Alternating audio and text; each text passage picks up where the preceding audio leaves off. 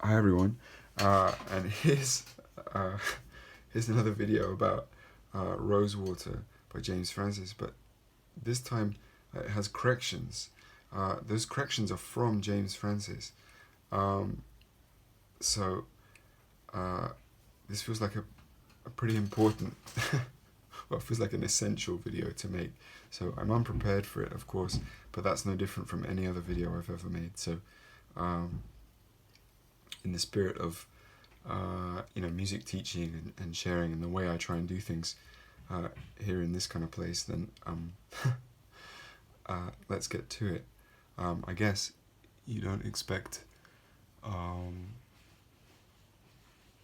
to get a hit back from the Oracle, but the Oracle speaks here, so this is cool. And I'm incredibly humbled and grateful to have him engage with me and talk about the song. So this is cool, and of course, no surprises that what he has to share is really awesome. So there we go. I think it's a public comment, so you could find it. It was on the second video that I made. You could find it and read it for yourself, which I'd encourage you to do. Cool. Right. He talks about the tune being in B major as a whole. So the major key with 5 sharps. There they are. And then goes on to talk about the different sections, I guess, which I've kind of highlighted here with the different colors I've used here. So this he calls a pre-chorus and speaks about that, about being on the 4, or in like E major, goes to the 4. That's what he describes it as. And then the chorus in G sharp minor, which makes perfect sense in relation to that. That's those 2 sections there in blue and pink. And then he goes on to say something really cool, which I think he describes as being from Bach or inspired by Bach, which is all part of the wider discussion about the kind of like Chopin influence that I highlighted, and he did speak about that also. But just going back to this point, so we're in the relative minor of B major here in G sharp minor. He then talks about wanting to use the relative major of the parallel minor of the key as a whole. So let's go back a step. We're in B major. The parallel minor would be B minor, right? Hopefully that makes sense. And then the relative major of B minor would be D major. Okay, and this section here in the dark green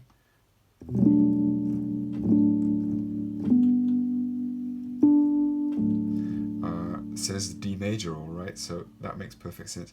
And then he said, well, it's relatively easy, straightforward to get from D major back to B major, which he does via the cadence that I highlighted in my video, G major to B major.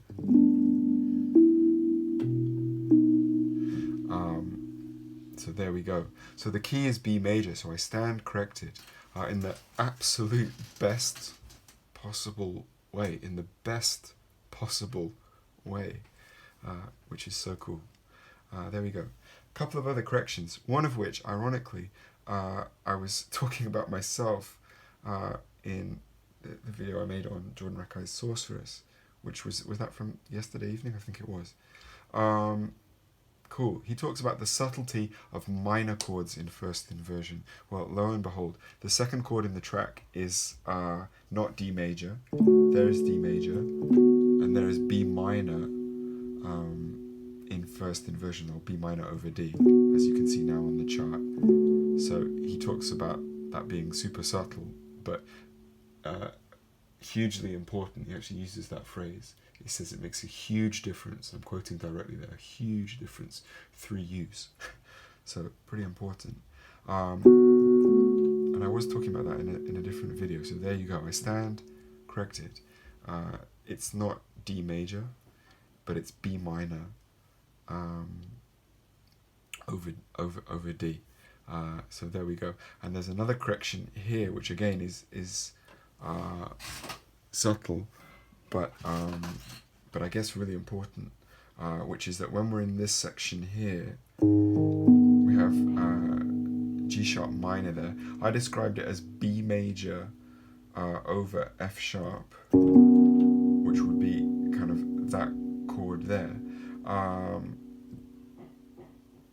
D sharp minor, but with the added flat 6. And James Francies says, it says, also in the second half of the chorus, your pink section, the B over F sharp is super close, but I'm actually thinking of it as a D sharp minor first inversion with the added flat 6, brackets B. So the bass motion moves down a whole step, but the harmony moves in a fifth. It's such a subtle change, but it really gives the melody momentum. And then he talks about where the B is kind of tucked in to give it the rub. So yeah, the oracle speaks, and we should all listen. So I hope that makes sense. It's about as articulate a piece of music analysis as I've ever seen or heard or received. So there we go. So that's the chord, which is of course going to that. I mean, and those chord changes didn't need to get any better in my opinion, but they have done. So there we go, D sharp minor first inversion, and that really cool thing about how the bass moves by step, but the harmony moves by a fifth. Of course, D sharp minor it's a fifth away from G sharp minor, and that's really cool. So I stand corrected. Those are the corrections from the composer, and I'm incredibly, like I said, well, I'm just very, very grateful to receive that kind of feedback, and super happy to share it. There's an important thing that he says, which is that Chopin's definitely an influence on me, as is Bach. Bach's harmony is so logical, yet he can take you so many different places. Rosewater was me basically trying to write a song with Bach logic, with Chopin emotion. Well,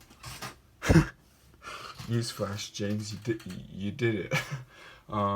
So, gosh, yeah, I mean, as far as I'm concerned, there's not a lot James Francies cannot do, musically speaking.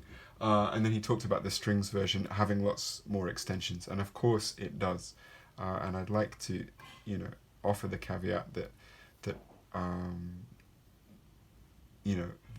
my videos don't go anywhere near, realizing the subtlety and the potential and the wonder of this music. I mean, that's so obvious it probably shouldn't need to be spoken about in these kind of circles, but of course, and so I just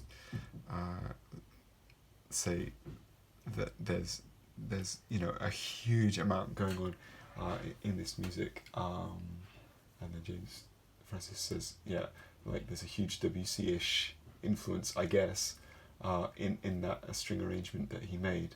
And then says that's a whole other conversation though.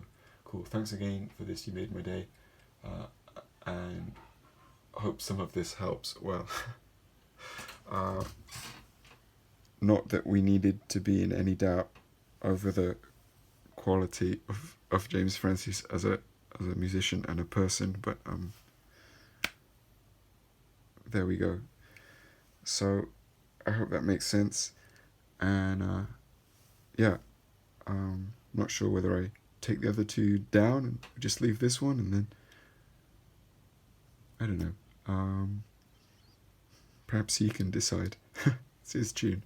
Anyway, yeah, awesome. See you next time. Okay, ciao, bye.